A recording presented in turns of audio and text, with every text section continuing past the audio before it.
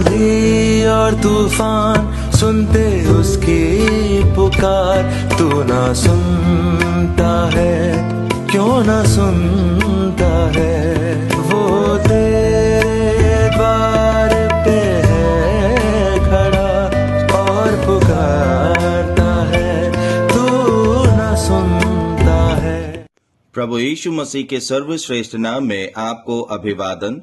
पवित्र शास्त्र बाइबल में यशाया के 53वें अध्याय के 5वें वचन में ऐसा लिखा है, परंतु वह हमारे ही अपराधों के कारण घायल किया गया, वह हमारे अधर्म के कामों के कारण कुचला गया, हमारी ही शांति के लिए उस पर ताड़ना पड़ी कि उसके कोड़े खाने से हम लोग चंगे हो जाएं। यशाया कहते हैं, वह हमारे अपराधों के कारण घायल किया गया। घायल किया गया का अर्थ है कि वह बुरी तरह से जख्मी किया गया। सबसे पहले उन्होंने उसे 39 कोड़े मारे। नियम शास्त्र के अनुसार कुछ निश्चित पाप और अपराध करने वालों को अधिकतम 40 कोड़े मारने की प्रथा थी, अर्थात जो कोड़े हम पर पड़ना चाहिए था, क्योंकि पाप हमने किया था। हमारे पैर में कांटा चुभने पर भी हमारा प्राण कितना व्याकुल होता है, इसका अनुभव आप सभी को तो होगा ही। उन्होंने तो उसका ठट्टा करने के लिए कांटों का मुकुट गूंथ कर उसके सिर में धर दिया।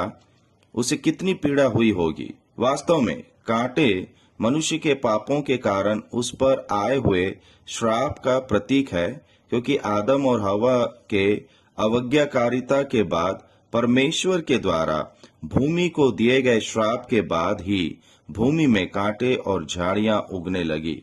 उसे क्रूस पर कीलों से ठोकते समय उन्होंने 2 बड़े कील उसके दोनों हाथों में और 1 कील उसके दोनों पैरों में ठोकी थी। उसका पूरा शरीर केवल 3 किलो पर लटका हुआ था। दरअसल ऐसी क्रूर सजा निम्न स्तर के भयानक बड़े अपराधियों को दी जाती थी। वह तो स्वयं निर्दोष होते हुए भी उसने संपूर्ण मानव जाति का पाप स्वयं पर लेकर उस दंड को सह लिया। जब उसने अपने प्राण पिता को सौंपा तो उसकी मृत्यु की पुष्टि करने के लिए एक सिपाही ने उसकी पसली में भाला घोंप दिया। उसके वे घाव इतने बड़े थे कि पुनरुत्थान के बाद जब प्रभु यीशु ने थोमा नामक शिष्य को दर्शन दिया तो उसकी तसल्ली के लिए प्रभु ने कहा, अपनी उंगली यहाँ ला और मेरे हाथ देख, और अपना हाथ आगे बढ़ाकर मेरी पसली में डाल, और अविश्वासी ना हो परंतु विश्वासी बन। हाँ, यशाया की भविष्यवाणी पूरी हो, इसलिए उसे ये घाव मिले। आप थोमा की तरह अविश्वासी रहेंगे या प्रभु यीशु के बलिदान और पुनरुत्थान पर विश्वास करके धन्य ठहरेंगे। परमेश्वर आपकी सहायता करे।